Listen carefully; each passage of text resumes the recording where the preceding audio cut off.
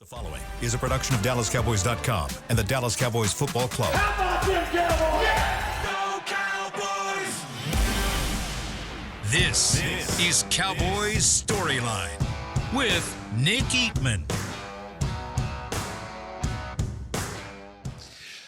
What's up? Welcome to Cowboys Storyline. It's Wednesday, April the 30th.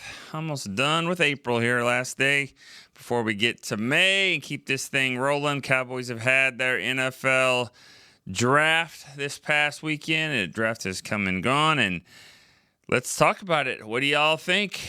Obviously, we've had one show since the first round pick, Tyler Booker from Alabama. I think that mostly people were okay with that pick. I think there was some thought there was going to be a wide receiver or maybe a running back. But, after the pick and listening to people talk about it, I think more people have gotten on board. And then listening to his press conference on Friday was amazing. If you haven't seen it, I recommend you go back and you watch that. It's impressive.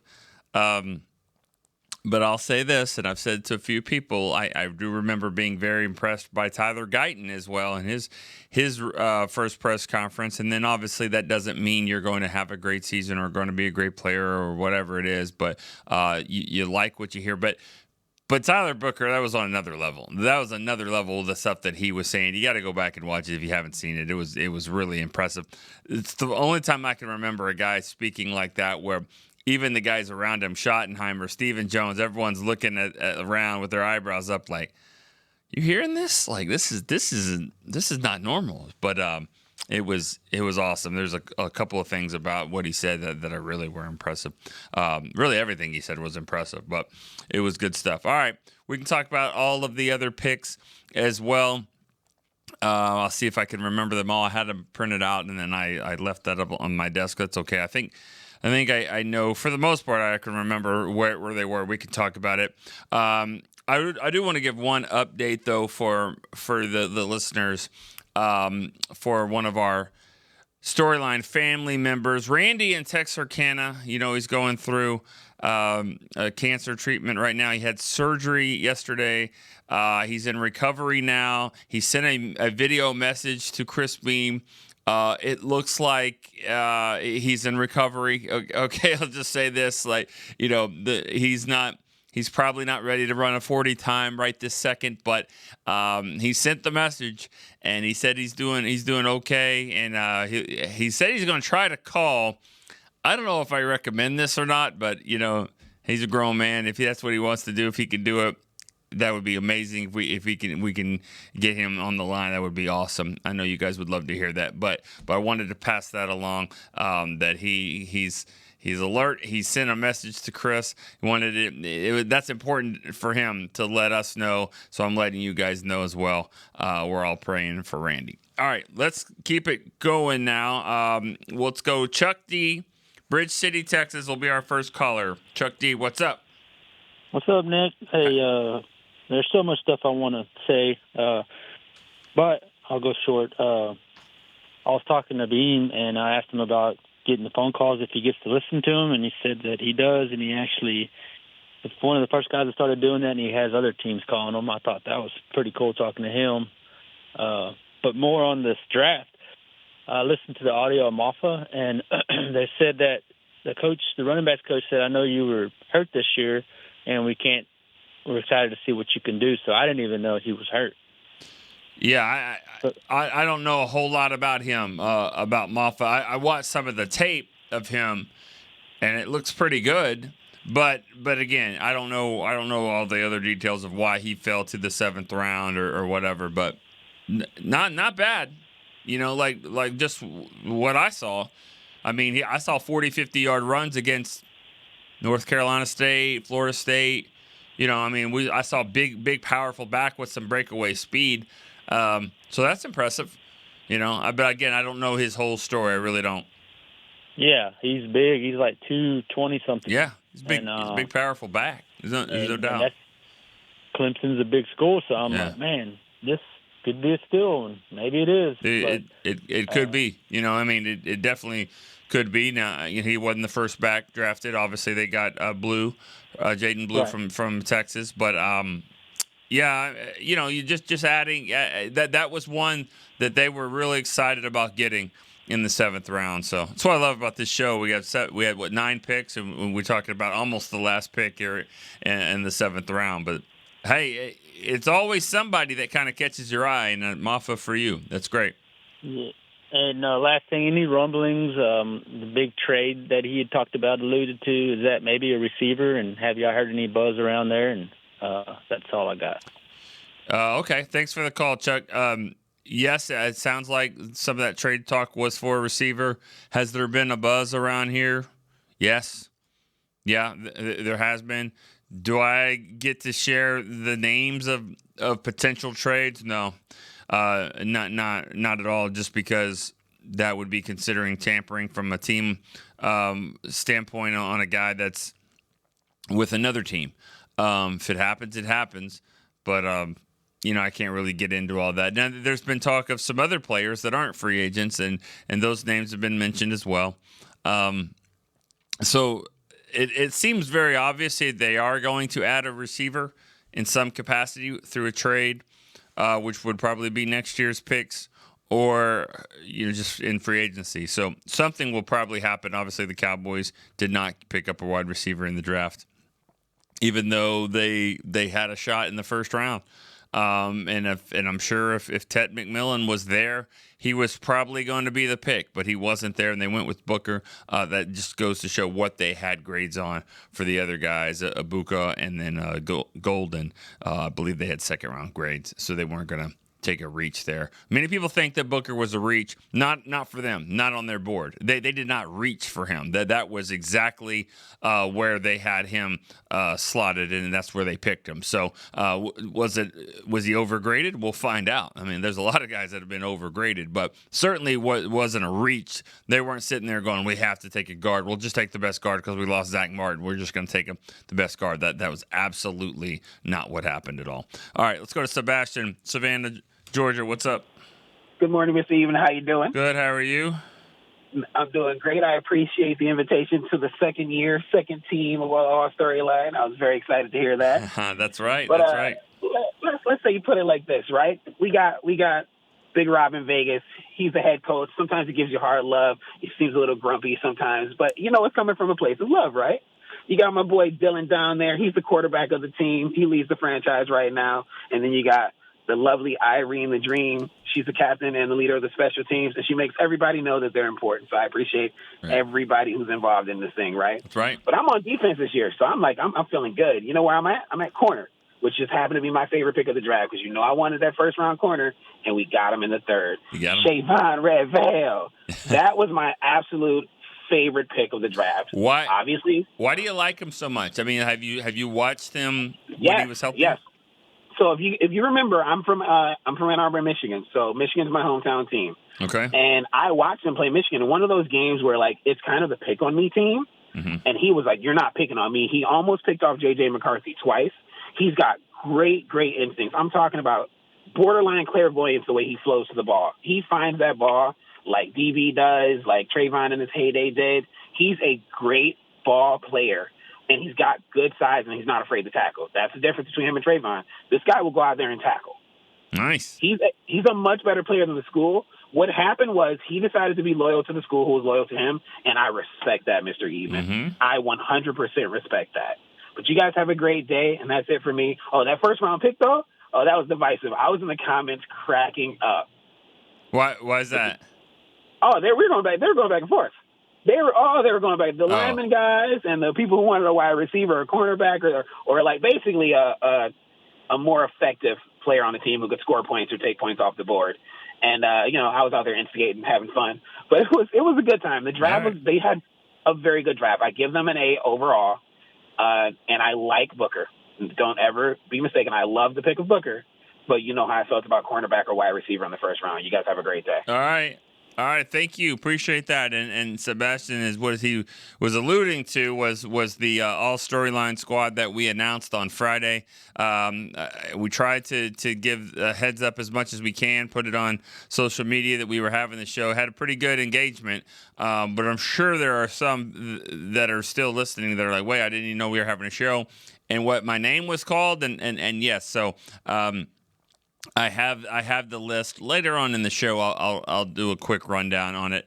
But we had 4 captains as Sebastian was kind of referring to there. Irene, Rob, Dylan, and Randy are the captains, and he was on the second team. We had 11 on each, just like offense defense type thing. First team, second team, third team. Excuse me. Had an international squad. Had some honorable mentions as well. But again, the first, second, and third teamers and the captains, of course, get this awesome Yeti StoryLine tumbler. This is pretty awesome. I don't even know what to put in it just yet. I don't know. I haven't figured it out yet. Still got my bottle of water here. All right, let's keep rolling here. Let's go, Brandon. I'm not even going to try to pronounce this. Brandon in Idaho. Where in Idaho are you at, Brandon? Coeur d'Alene, Idaho, sir. Okay. It just seems so. What I'm reading down here, it just seems so much difficult to pronounce than that. All right, can I just say Idaho? That's perfectly fine. First time caller, so that means Chris. That means he's on the phone. Brandon, what's going on, man? How you doing? I'm good. Good, Nick. How you doing this morning? I'm good. Good. Talk to me. So, I think a lot of people have been giving the Cowboys heat for their draft picks, but I think they hit home runs in their first 4 picks. Big fan of Jaden Blue. Yeah, he fell off a little bit last year with Texas. Weisner kind of took over there, but he is durable. He's fast. Love that pick. Booker, I think he can be a mauler in that line. He's got to be. But, yeah. I mean, that's why you take him at that spot in the round, is that he's going to have to move people off the ball. Yeah, I watched that podcast, whatever Micah was doing, and what he was saying to Micah, that got me hyped. Yeah. My question is, go ahead. With the running backs they took, does this mean the end of Deuce Vaughn in that backfield? I don't see a spot for him. I mean, honestly, he's going to have to be Kansas State, Deuce Vaughn. But then again, he's got some Kansas State ties. He's got his coach back. His offensive coordinator is coaching the offensive line. So maybe this is it. Maybe this is the turn the corner year for him. And if so, then that creates a fun problem. But I mean, as it stands right now, if he keeps doing what he's been doing, and because he's only doing things in the preseason. That's really the only time we've seen this. And they're going to give the ball to Blue and Maffa. I mean, they're going to get opportunities in the preseason. So I don't know. I don't know where it fits for Deuce Vaughn. Malik Davis still on the team as well, but we'll see. Oh, I appreciate the time, Nick. All right. You have a good one. Thank you. Appreciate that, Brandon from Idaho. First-time caller. Chris didn't give him his flowers. There we go. All right. Thanks, Brandon. Appreciate it. Yeah, I mean, just like with all of these picks, because they started the draft with 77 players on the roster. You can have 90 at the end of this week whenever the free agents come in. And so they had 77. They had 10 draft picks. Well, they ended up with 9. But so it only... they were only going to get 3 rookie free agents. Well, they've signed 9 free agents. So you do the math. They've added 18 players for 13 spots. You can imagine, I can promise you between now and Thursday, there's going to be 5 players on this team released. And I have a decent idea of who they are. And, I mean, they're probably, they're guys that have been around for a little bit and just haven't done anything, haven't done what they're supposed to do. Look at a running back position. I mean, they've added in free agency Javonte Williams and Miles Sanders, and then in the draft they added Jaden Blue and Phil Maffa. So when you throw that in with what is here with Deuce Vaughn, Malik Davis, I mean, probably seems a little crowded. I would imagine they make a decision here. I mean, Davis has been here, 3 years now? I mean, like it's, we just haven't seen a lot of improvement there to the point where they're obviously adding 4 backs in free agency. So, I mean, I'm sorry, in the offseason, 2 free agency, 2 in the draft. All right, Michael in Bowling Green, Kentucky is next. Michael, what's up? Well, first I want to say, Randy, we're all caring about you. We're all thinking and praying about you, and be glad when you're back to 100%, which we know will be soon. Sure. And I'm over the moon on the draft, man. I mean, Yeah?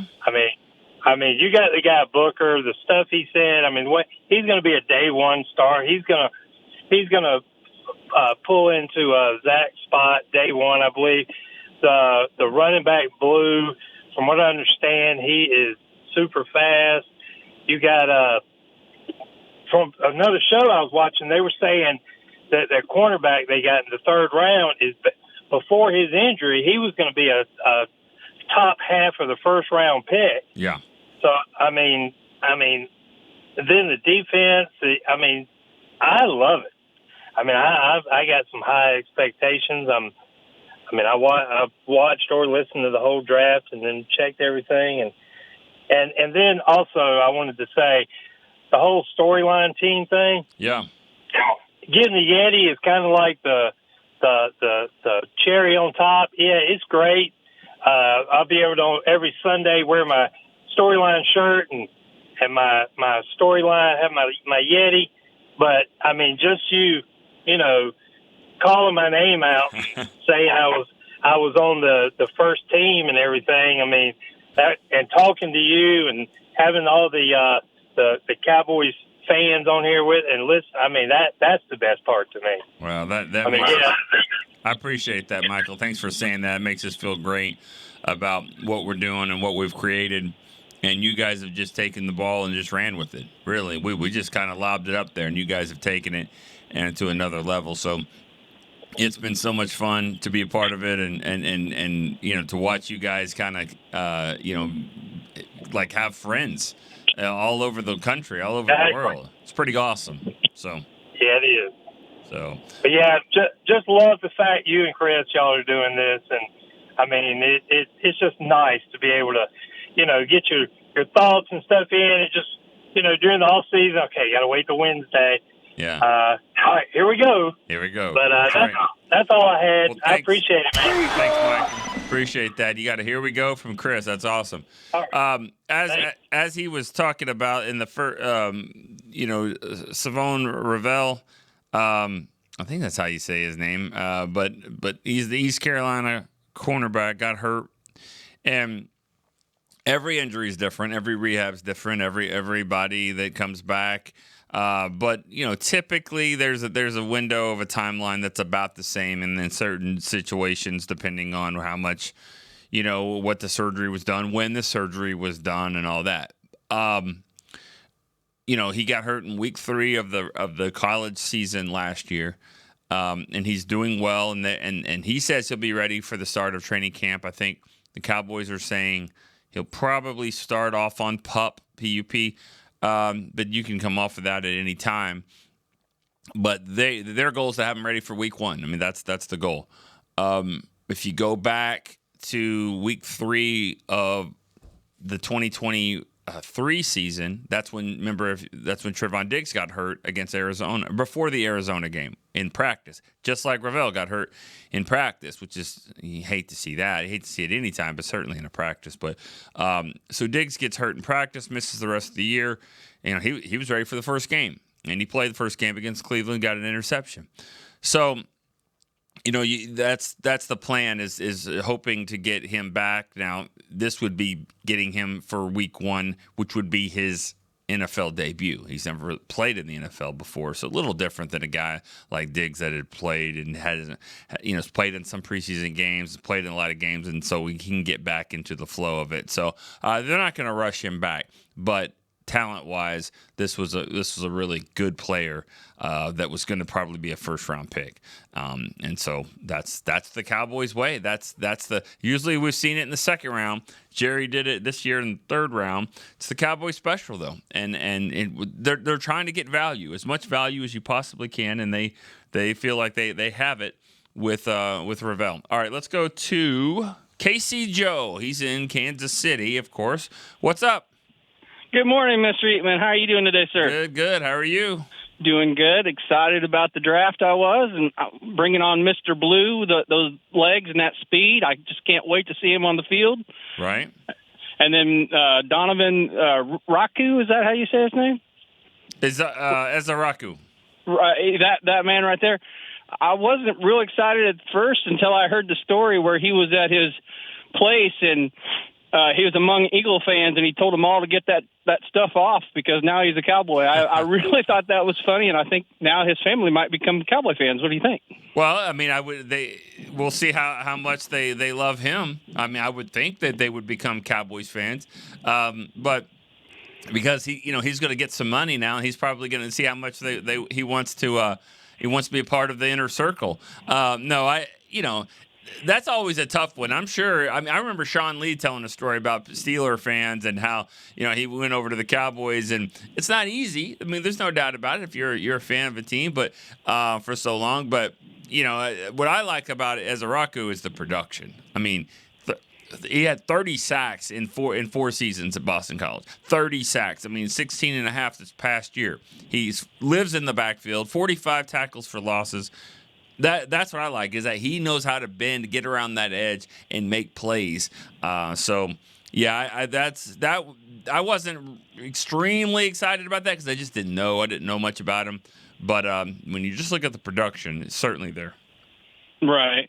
Well, I didn't have much to say. I just wanted to tell you good morning, and I'm glad we got those players. All right. Have a great day, Mr. Eatman. All right, thank you. You have a great day as well. KC Joe, he's in Kansas City.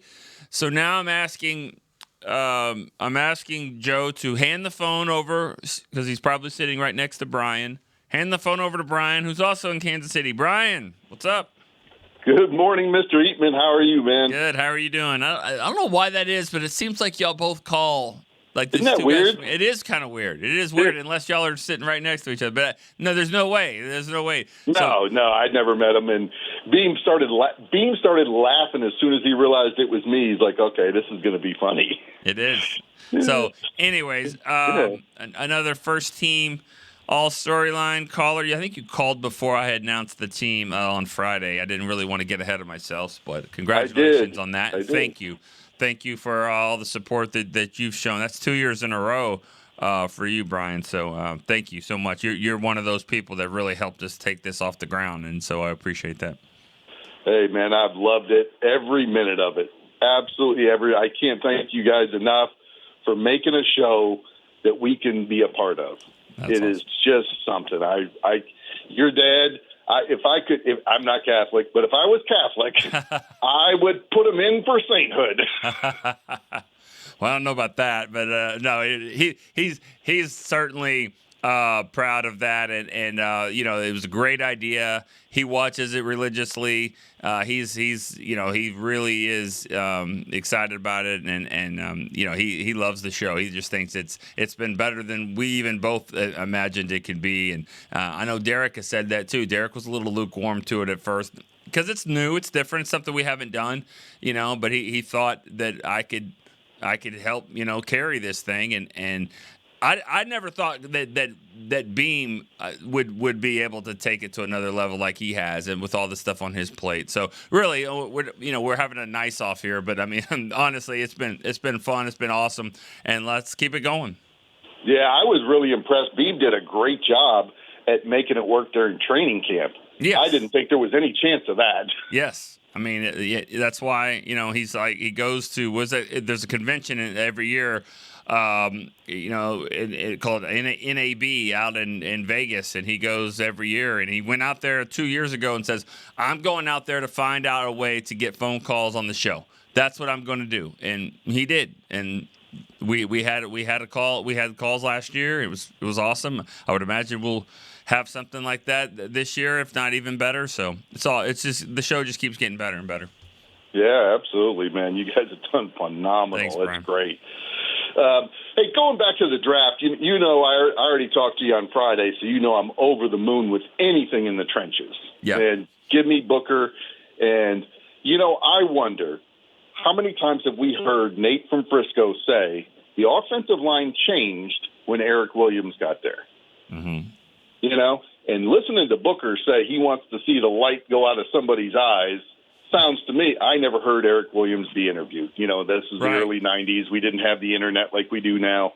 I don't know what he sounded like to you guys because, nowadays we can watch all this stuff. In those days we couldn't. You know, you weren't working there in the 93 season, but maybe you've met him since then. I have no idea. Well, But I got an Eric Williams story of the year I was here in '99, but I'll let you finish and then I'll tell that. Yeah. Oh, that's great. Yeah, that's great.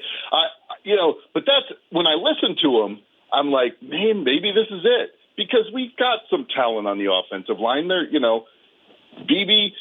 For every bit of guff you want to give the Cowboys that Guyton has not been a day one starter, let's remember that BB was. And those two guys are forever tied together because of how we got that draft pick. Right. So remember, the Cowboys have done overall very well with offensive linemen. And this guy, when I watch, even the haters, I watched a guy yesterday for like 30 seconds say, oh, you don't take a guard in the first round. And then right after that, he says, but I think he'll be a Pro Bowl player.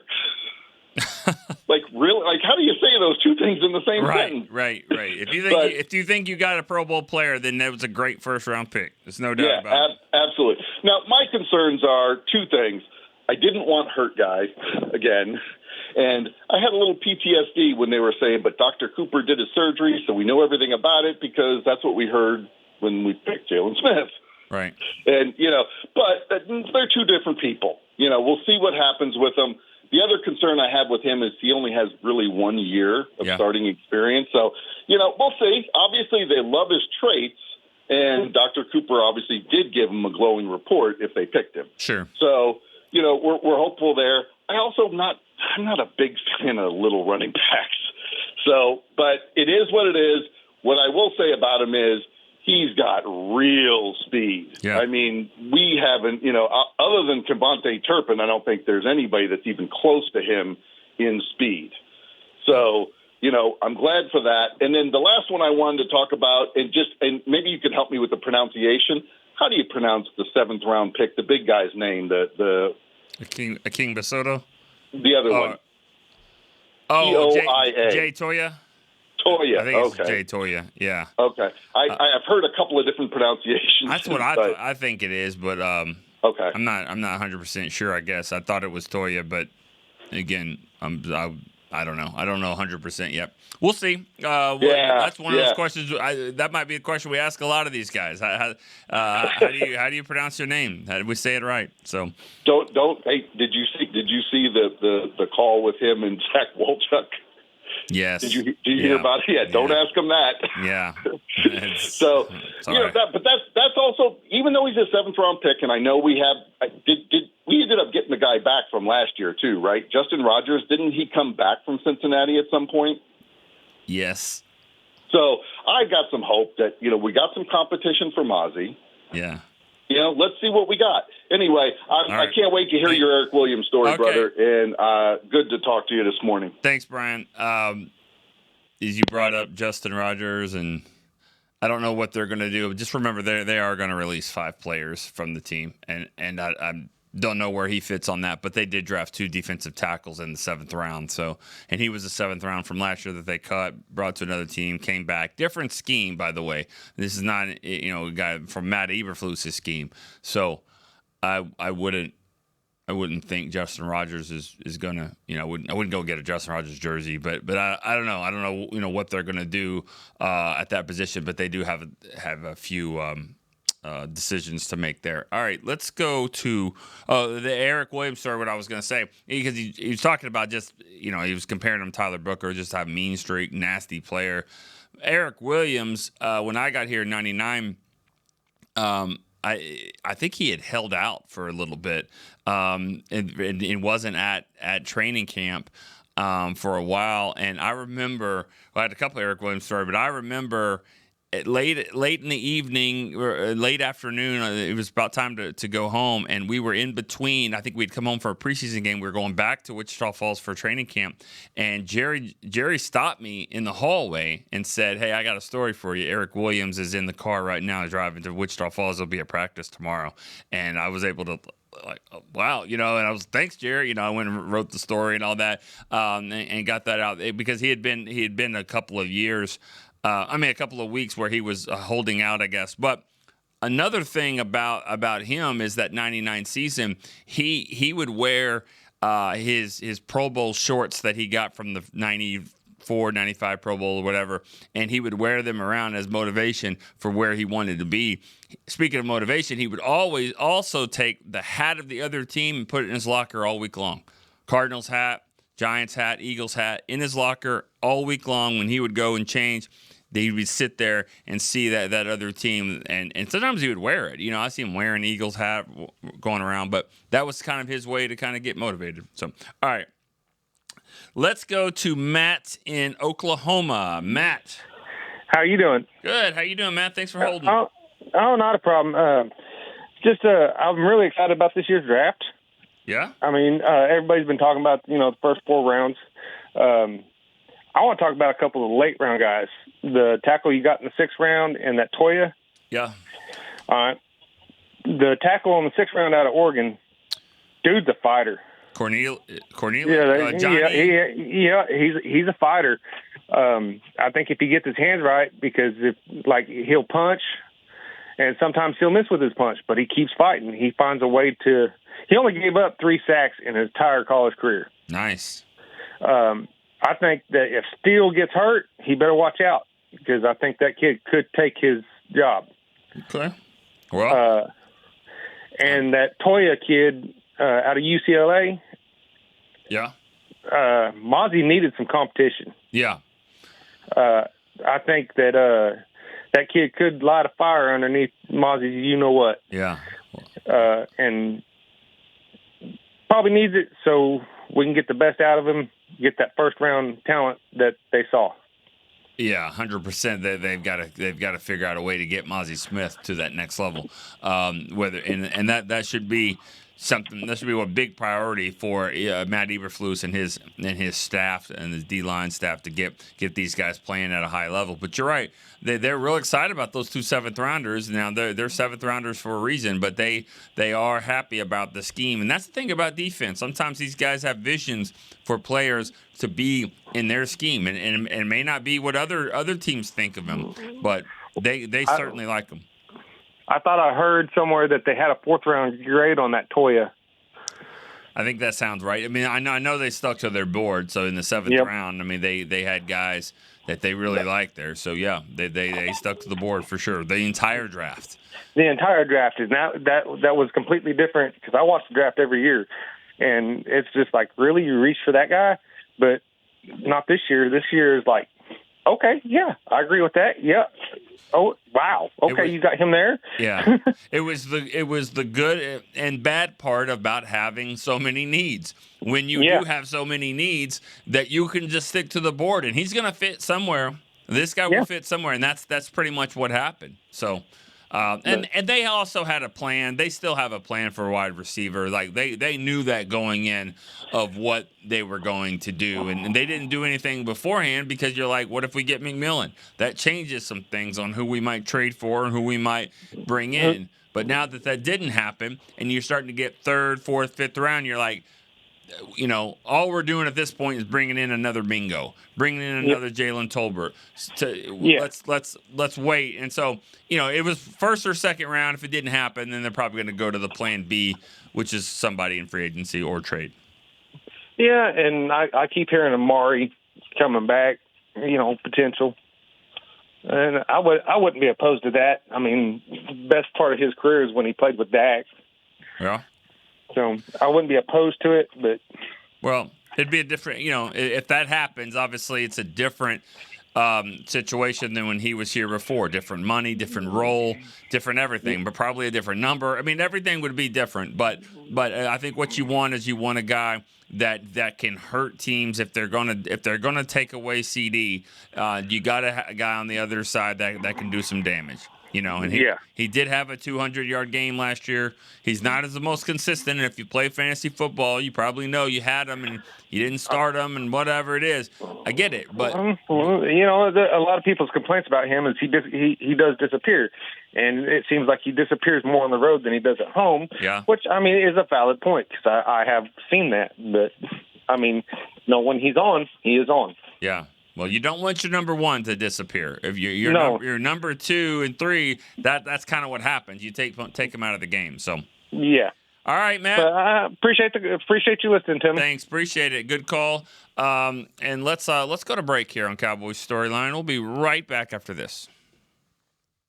Discover Aiden, the official luggage partner of the Dallas Cowboys and Dallas Cowboys cheerleaders. Known for top-tier engineering and craftsmanship, Aiden offers more than just bags. Originating from Australia and designed in New York, it merges fashion, design, and culture. Used by Dallas Cowboys players, staff, and the entire organization, Aiden provides style and functionality for all travelers. Visit AidenTheBrand.com and use code AidenXCowboys for 25% off your purchase. Travel like your favorite stars with Aiden. How do you tell the world about all the great gifts in the Yeti store? Let her rip, Troy. All right, folks, let's get started with the Yeti French Press. Enjoy coffee that stays hot for hours in a French press. 34 ounce for you, 6'4" for the cruise. The Yeti French Press. Hot mix waterproof bags. Bags waterproof. Submersible waterproof doubles. Waterproof bags. World's mostly water, so get a waterproof Yeti bag. Do I smell something cooking? Oh, new cast iron skillets made to be passed down like Mama's recipes. Take a steak, cornbread, cobbler's pot pie, and potatoes and next level with 3 sizes of Yeti cast iron skillets. Gear, gifts, and product experts. Visit the Yeti store on McKinney Street and at South Lake Town Square today. Alltech Lansing has been perfecting sound since 1927, bringing you decades of audio excellence to elevate your Dallas Cowboys tailgate ritual.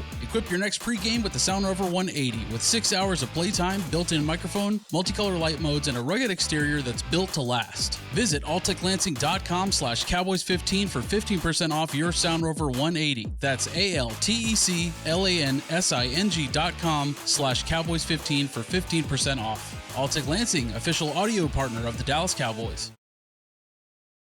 Back to Cowboys Storyline. All right, welcome back to Cowboys Storyline.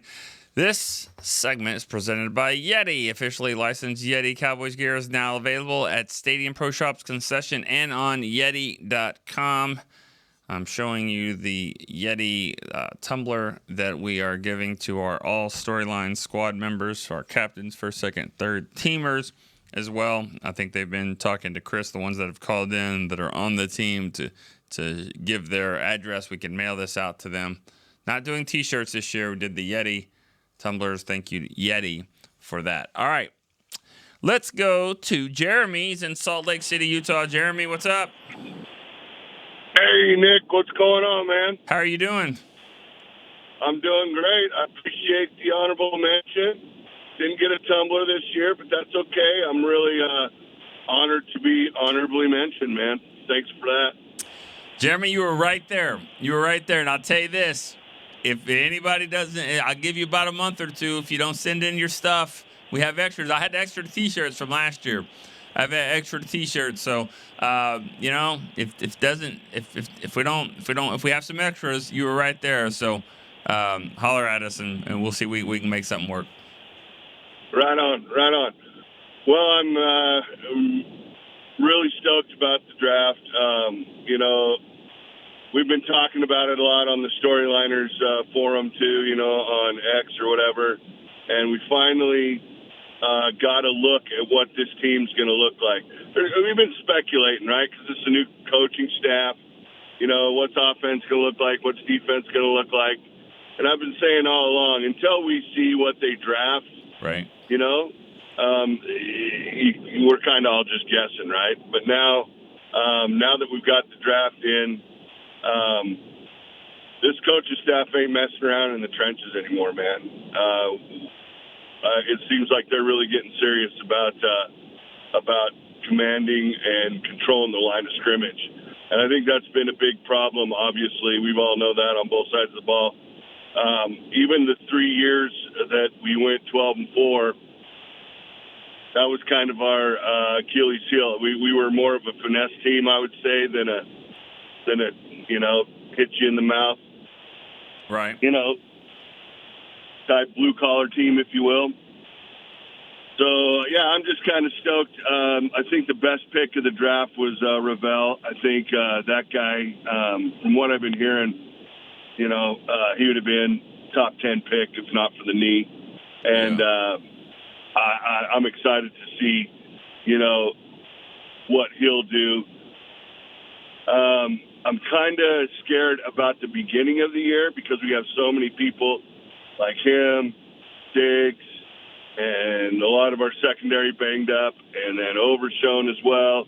It seems like this team might not really hit its stride till December, maybe.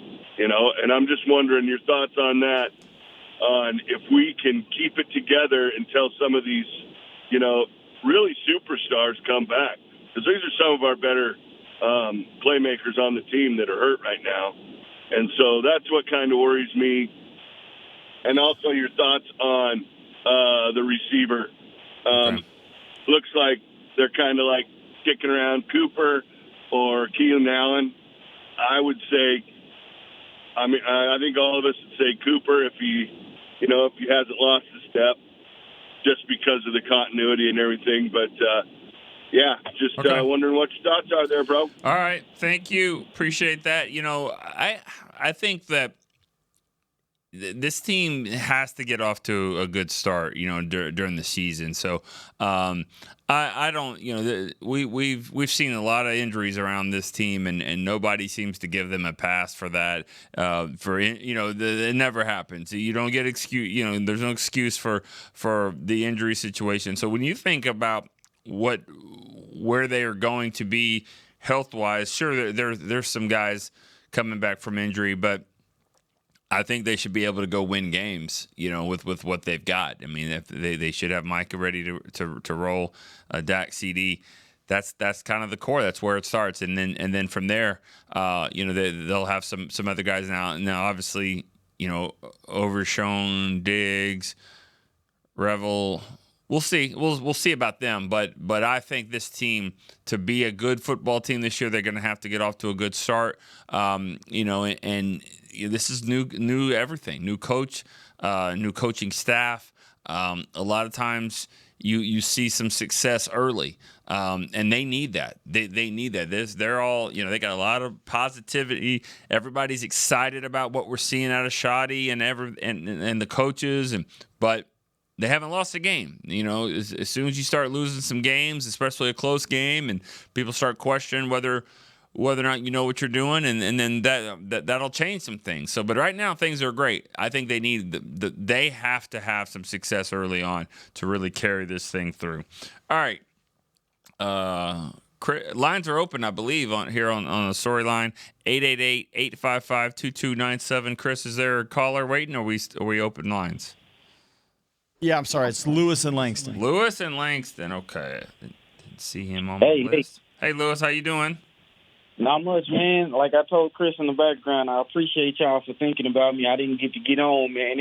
You know how hard it is to get on. Well, you don't because you the host, but for the fans out there, it's hard to get on. I hear it, and I see that the phones are ringing all the time, and I know this when we'll have two people on the line, we have two lines, and when somebody hangs up, and then I see another one pop up, I know how quickly that they've been calling. So no, I do, I know, and I appreciate it. We appreciate y'all first off for giving us a voice, and I appreciate y'all for voting me in and putting me on the first team. First team. I thank y'all for that. Yep. Yeah, first, appreciate that. And then secondly, I was trying to call and give my little 2 cents about the draft. I watched it. I loved it. I enjoyed it. Well, the Shador thing that's a whole different story. But I will say I was a big proponent of trying to get a big receiver. I wanted McMillan. I'm not going to act like I did McMillan. But as you know, as we saw, he was gone, and I love the way the Dallas Cowboys pivoted. The Jared Jones and them pivoted. They got the big guard, which, hey, if you don't have the receiver, at least let the quarterback be standing up to throw the ball to somebody. So I appreciate them doing that. And then I like the big DN. Can't never have enough rushers, so I enjoyed that. I'm not 100% sure about the corner. I see a lot of people saying he would have been a first-round draft pick if he wasn't hurt. And, I mean, hey, I appreciate that, but at the same time, we only got one corner right now at the point. Like we need corners that can actually get on the field right now. So I kind of I'm worried about that. But if he can get on the field, I'm happy about that. And maybe he can produce like they say he can. I did want a running back. I know we got Blue and Phil Maffa. I'm not mad about that. They're a little later rounders than I wanted, but if they can give us some good numbers, I'm okay with that, plus the guys that we bought in from free agency. And then the one draft pick I love was the big boy, the big Tongan, was Joe Toya. Toya, I think. Yeah. The 345. I just need him to not move. Just stand there. Don't let nobody move you out the way so the linebackers can run around and do whatever. That right there to me was the best draft pick. To me, when you get somebody big like that, hopefully he can pan out. And I'm not down on Mozzie yet, but if you put those two big boys, that's 900 pounds standing there. I just need them to stand there and not move and don't let nobody run for 200 yards on you. Right. Outside of that, man, I won't hold you too long, and I'll hang up and listen. All right, appreciate it, Lewis. Thank you for the call. And the defensive tackle it was one of those needs where I think when Steven and when they were making the pick, one of the things that was said coming out of the war room was that it scratches a big itch. Okay, and that's an old school term there, but it was a need. It was a need there, defensive tackle, that they waited later on to do that. They still followed their board, but defensive tackle was a need that they've been looking at the entire time, and then they went back and got it in the 7th round with King Basote from Maryland. So they've got some guys that I think are going to compete for sure, defensive tackle. But like you said, Mozzie, this is good. They didn't draft another first rounder, but still there'll be competition for him, as there should be. All right, let's go to Carolina. He's driving in Pecos, Texas right now. Carolina, what's up? All right. What's going on, Here we go. There we go. How you doing? I'm doing good. I see I made the team, man. I was hoping first team, but I didn't make the cut. That's okay. You were a late bloomer, man. You started late, but I mean you were driving that thing pretty close.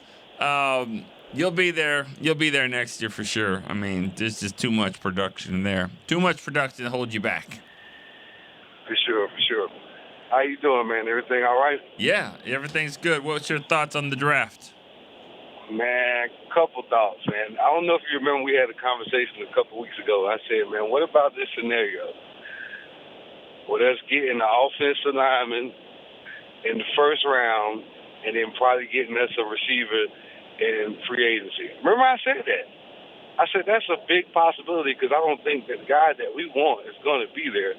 So why not just go sure up some veteran talent to hold down the back end and get what you need? And I think they did a really good job of that. I mean, with the second pick, I wasn't expecting that, but I think that you can never have too many pass rushers. Yeah. Especially how that guy moves, man. He seems to already have the skills, get in on day one and go do what he needs to do. And Booker, I think that was a perfect pick.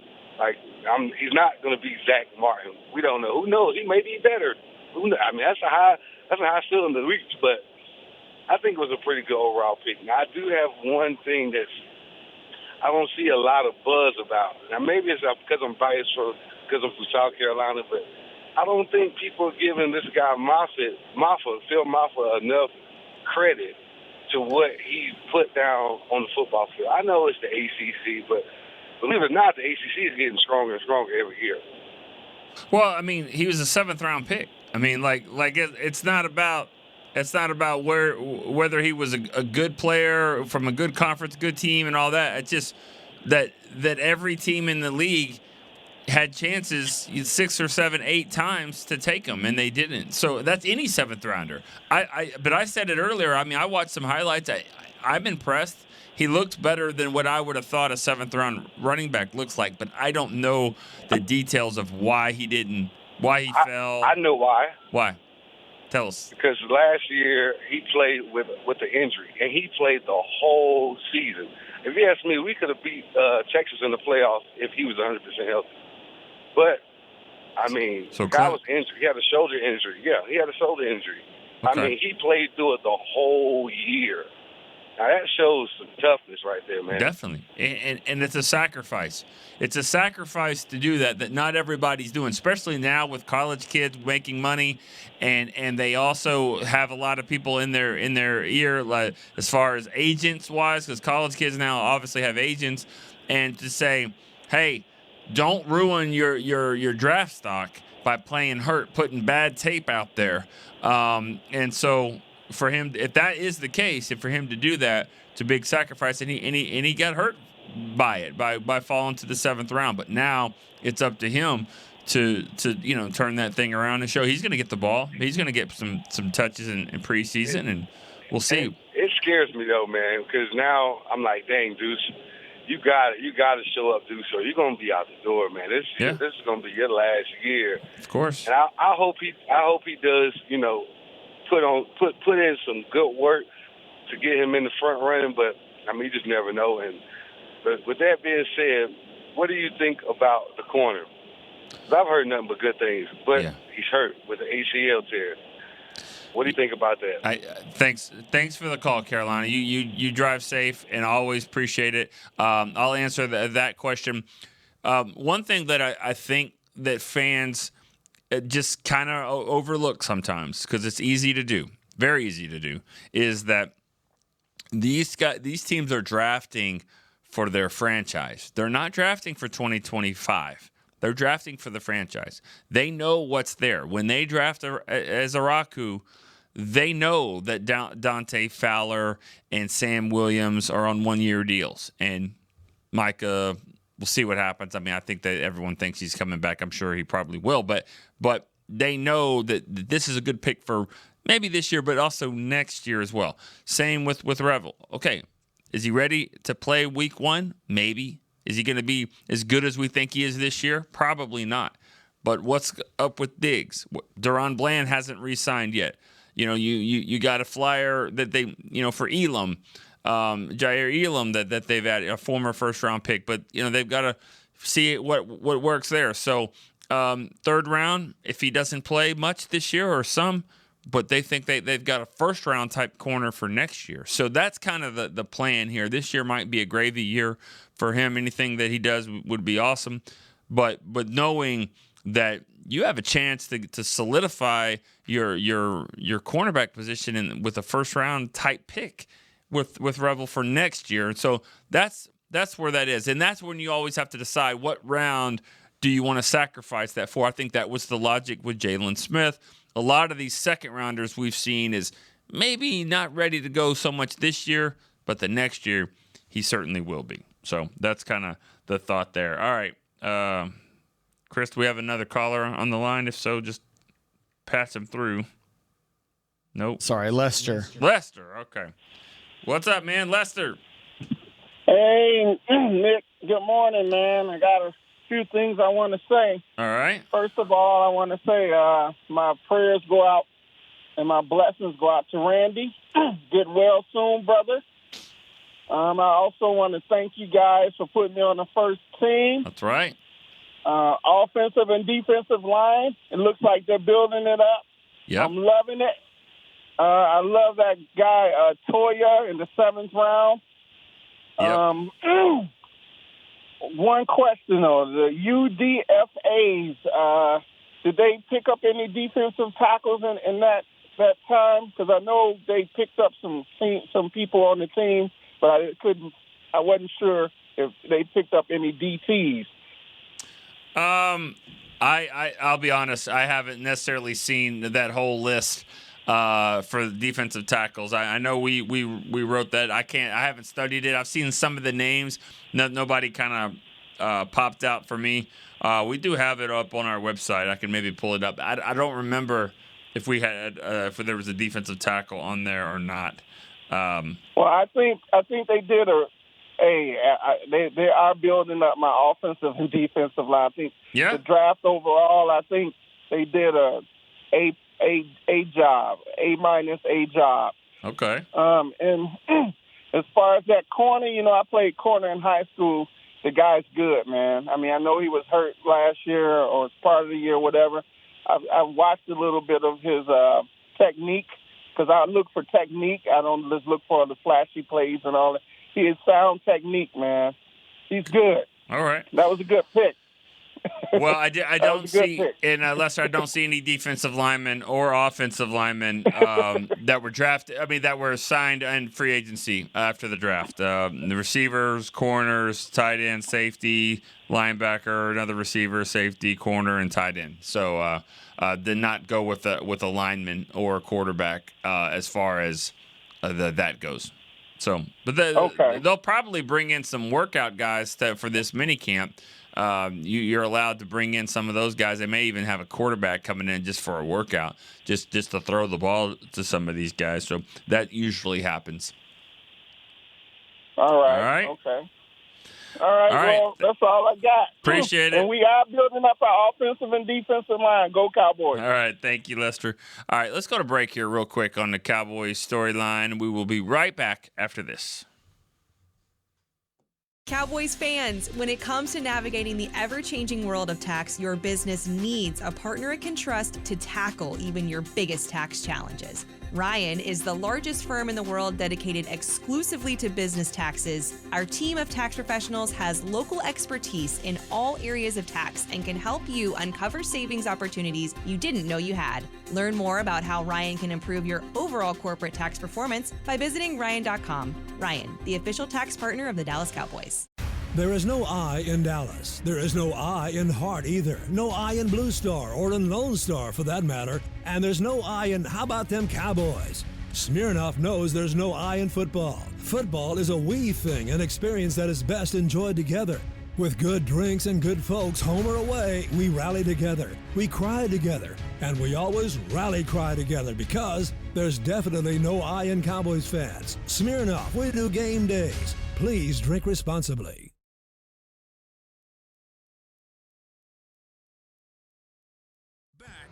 To Cowboys Storyline.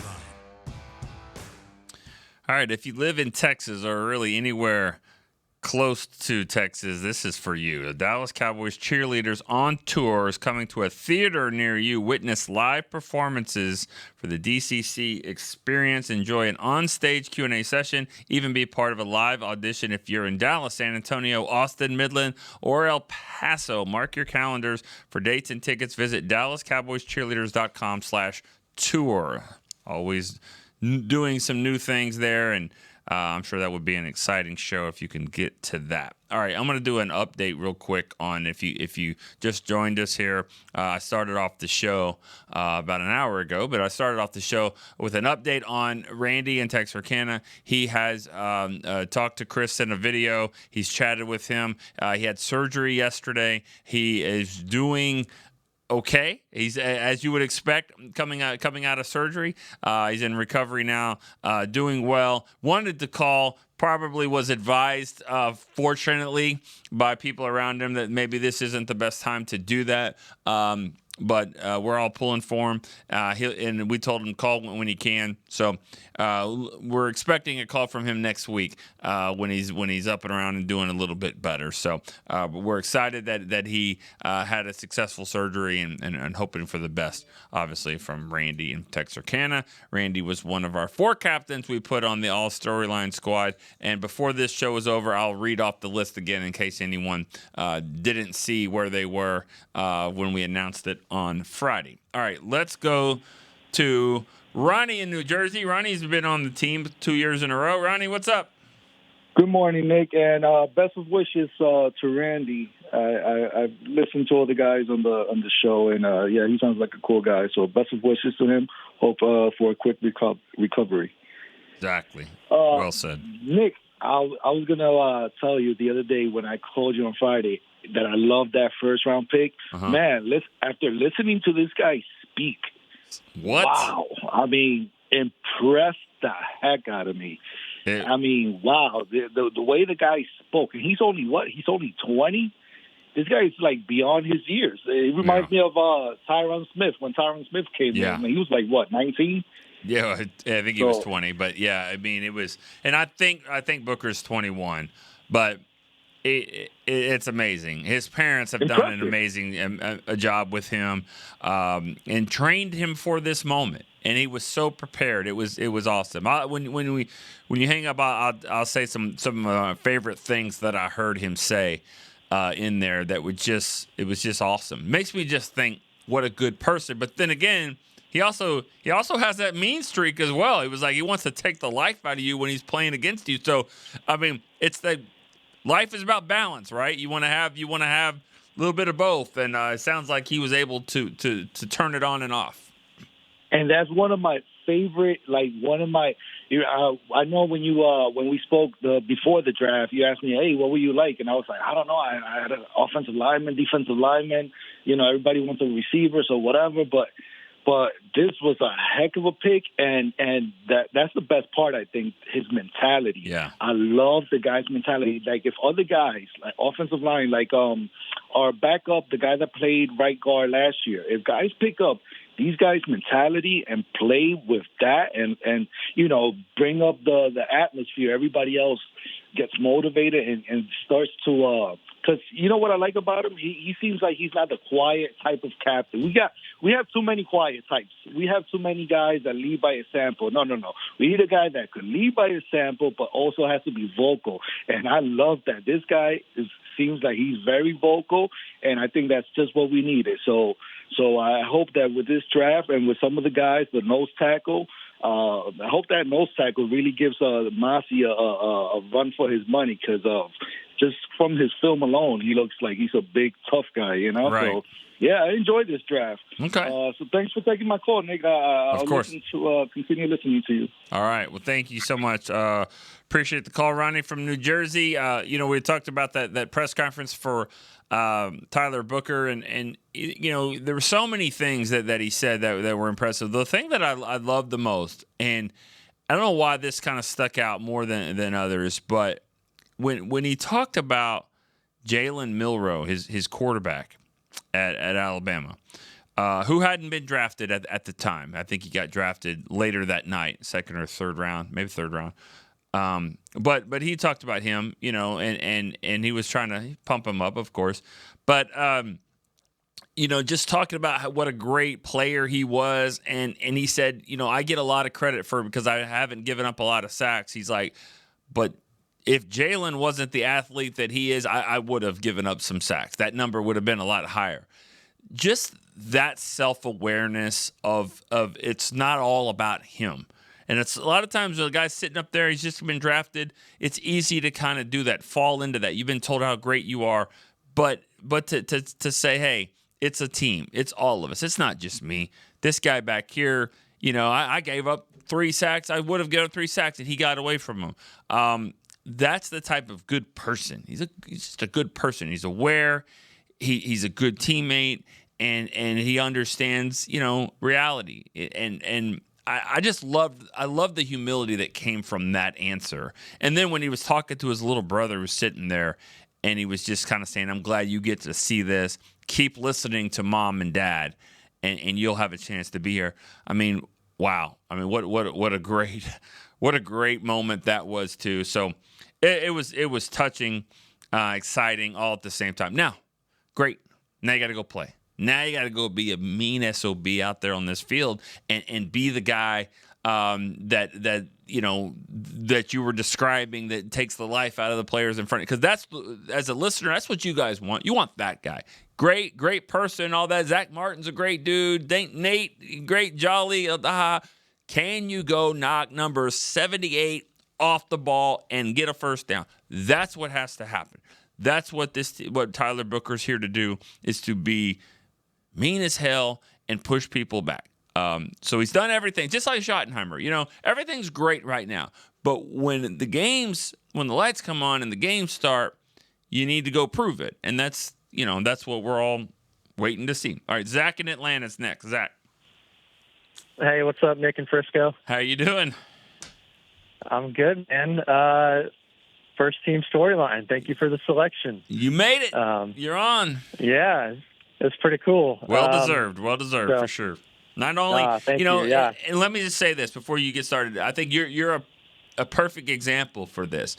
It's not just about the amount of calls, but I know that that does help because that means it shows commitment. But it's also being memorable, being different, saying adding something to the show that's a little different, a little quirky or whatever. And so and you do that as far as like always keeping me on my toes, always have something. I don't know what you're gonna say, but it's something.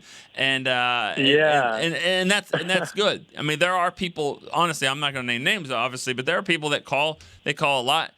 I don't remember a lot of the stuff that they say, and that can be good, that can be bad. But like you're a little, I wouldn't say out there, but you're a little bit.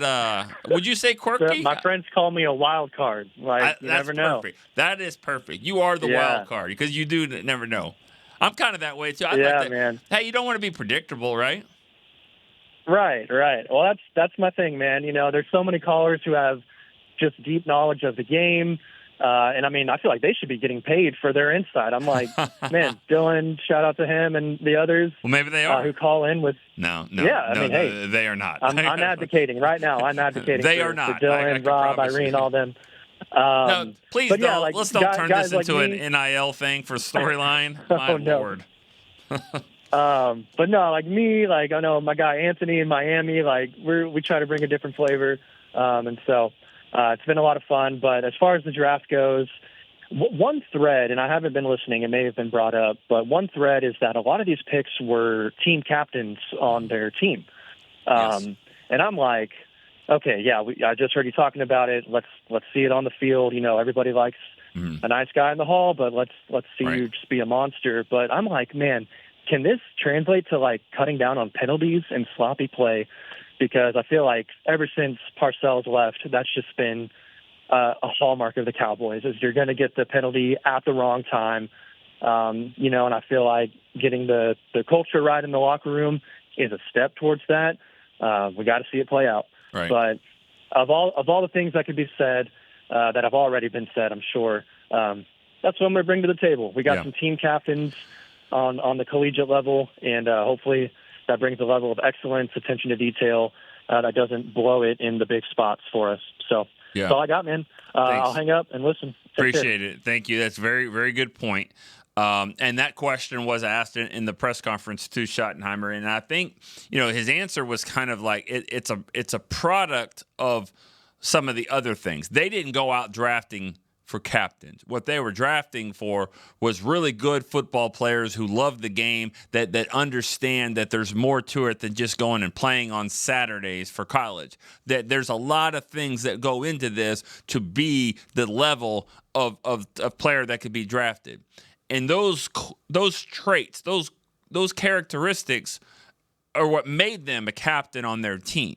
So, I think it was more, I'm not saying that they backed into it. This is the type of player that they're looking for. And then to say, are you surprised that he's a captain? Oh no, I would imagine he would be. So it's that type of things. They're not just pulling up a roster like Virginia Tech, who's the captain. What's our grade on them? No, they're doing their homework. They're getting good, smart football players that love to play this game and do it the right way. And what do you know? They were captains on their team. Well, of course they were, because that's the kind of guys we're looking for. So I think that's part of it. Very, very good question, and you're on to something there. I don't think it's the top priority, but it's a product of the things that they were looking for. All right, Champ in Nebraska is next. Champ, what's up? Hey, Nick, how you doing? Good. How are you? I'm wonderful, man. Hey, first and foremost, I want to shout out Randy, bro. We're still thinking about you and praying for you, buddy. You feel better. Get better. Of course. Man, thank you so much. I know you said earlier you got into a little bit of the thank-offs or thank-you-offs. Nice off, thank you so much for the second team all-storyline. Yeah. I'll be honest, I was hoping, but I wasn't thinking I would get in because I don't call off. And I try to go about once a week just to get a point for the week and be done. Yeah. But I appreciate that. Thank you to you, Chris, Beam, Derek. I do think you'd forgotten to mention one honorable mention person that should be on the storyline team every year. Uh-oh. And that's Woody. Darren Woodson? He's like yes, sir. Oh, okay. He scared me for a second. He comes I was like, on oh my God, who did I leave off? Listen, we just gave Darren Woodson a big old lion poster, No, he's Darren's on always on the team. He's got an open invitation for that seat right there. That's right. You're right. You're right about that. I like to think that goes without saying, but you're right. I could have said that. I could have put Darren Woodson's honorary member of all time. You know what? You're right. I'll see if I can give him one of these mugs. But that's awesome. Yeah, for sure. Because when he's going on, to the draft. Go ahead.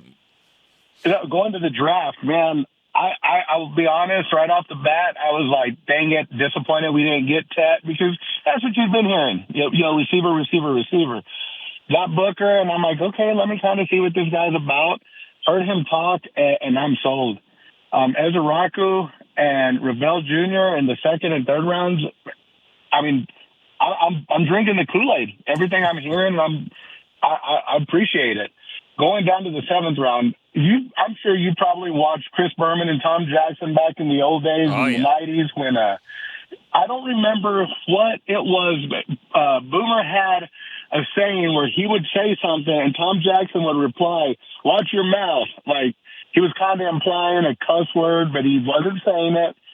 And I think that'd be great for Maffa. For Maffa?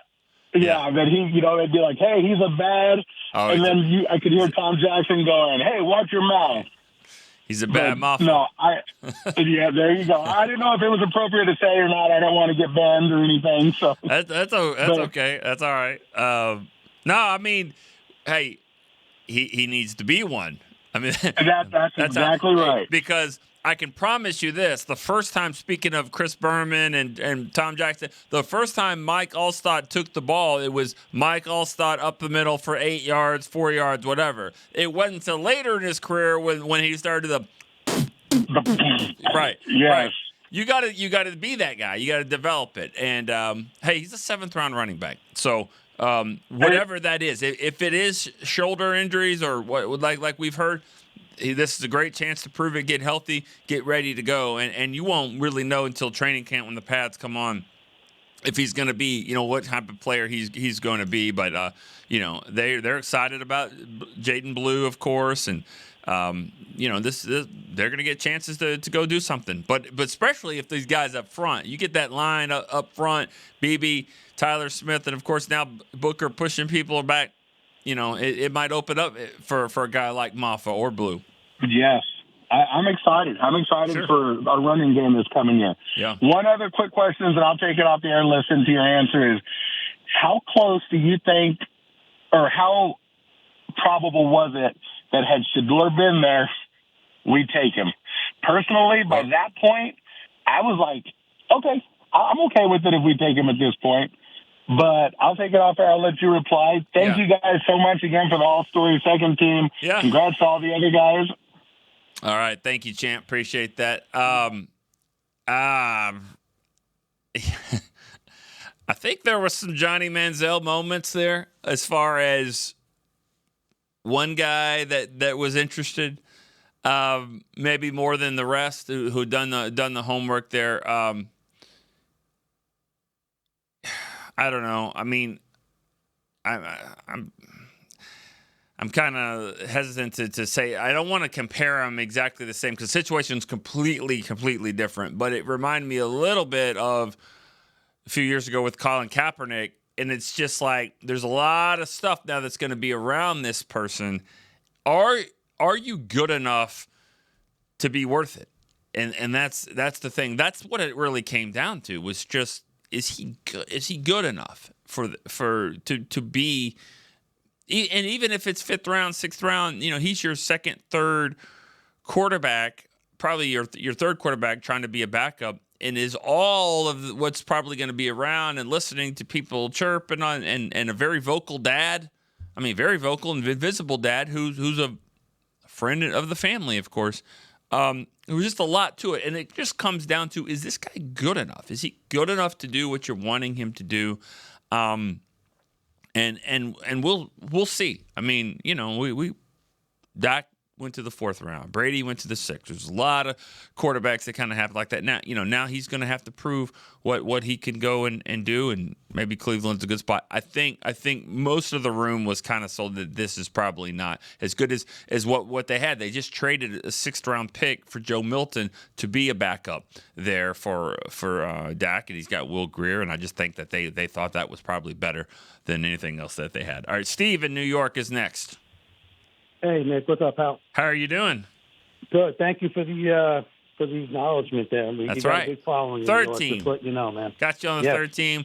Always throwing in, or not always, but sometimes throwing in trivia questions. Always fun. Always. So always got one for you. And I apologize because I couldn't hear when I'm on hold the last call, because I was going to ask you hypothetically. I don't like hypothetical questions, but if Milton wasn't signed at pick number 76, are we even? Do you think they're even looking in that direction? Because I heard who you're obviously talking about Sanders. Yeah, is that something that they're even third looking round? At it? You mean third round? Yeah, if you don't sign Milton, then you are looking differently there at your quarterback position, and I don't know if it would have been Sanders.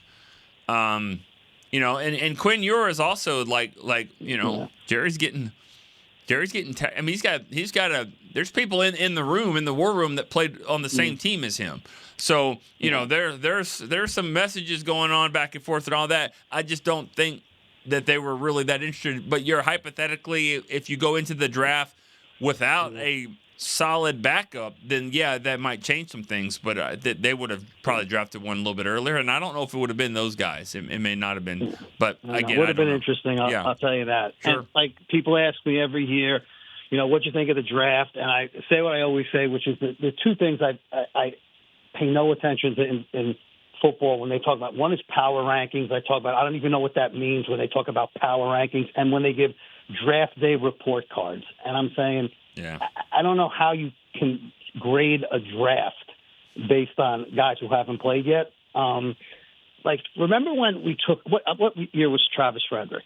13. Whatever year that was. Remember how people said, "Oh, that's kind of a reach. They could have got him later." How great did he turn out to be? Exactly. And last year with Guyton, who I think is going to be good.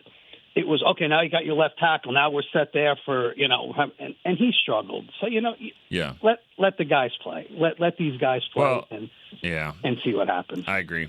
I mean, really, those draft grades are really just a reflection of the whoever's doing the grading of their own grades to start with. If somebody said that Shedeur Sanders is a top 10, top 20 pick and he goes to the 5th round, then obviously the Browns are going to get some great value because of where they got him. And if somebody was a reach, on their board, if somebody has Booker 25th on their board, and the Cowboys aren't going to get a good grade, but what does that guy know? I mean, he doesn't. I mean, nobody knows really anything. So grades are just kind of weird. They're just a reflection of the work you've already done or lack of work that you've copied from other people. I mean, it's really what a lot of that is. So I don't put a lot of stock in that. Who cares other than what the Cowboys had them. I'm with you. And of course, I can hit you with the trivia before I go. I don't think I asked you this one, but Parcells' first year as coach, 2003. Mm-hmm. First game, against Atlanta.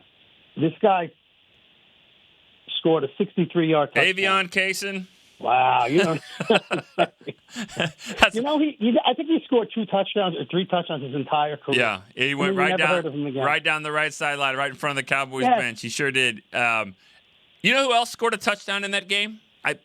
I believe I think he did. Woody Dantzler, he definitely played. I got Galloway, actually. He definitely played for Atlanta. He played for Atlanta in that game against the Cowboys. Okay. He may not have scored a touchdown in that game, but because Parcells didn't keep him on there.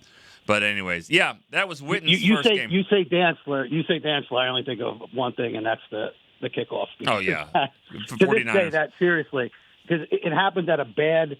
Yeah, and the Cowboys weren't great. That was still one of the greatest plays I've ever seen in the 50 years I've been watching football. Yeah, you can ask Derek Eagleton will be in this seat here in about 10 minutes with Cowboys break, and you ask him his favorite play of all time, and he'll say Woody Dantzler. Me as well, as far as just great, absolute great play on the field. Just had everything. Now, it wasn't the most meaningful play, but it was unbelievable. Yeah, it's one of my favorites of all time for sure. But yeah, Avion Kaysen in that game. Jason Witten's first game, his first catch ever in that game.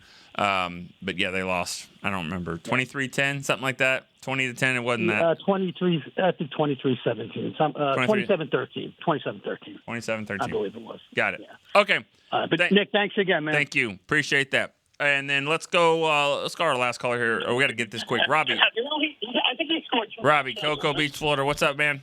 What's up, Nick?